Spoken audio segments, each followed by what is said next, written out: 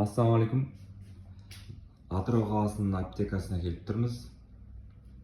Біздің каналымыз аптека дәрі-дәрмектер жөнінде болған себепті аптекаларға шоу жасаймыз.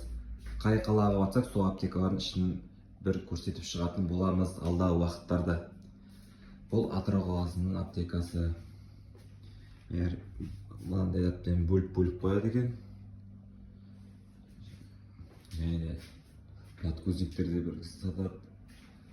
Және де еркектерге керек заттар сатады екен. Шампундар бар екен мұнда. Және салфетка бар, және шөп дәрі-дәрмектер бар. Және де Агуша да аптеканың ішіне кірген екен.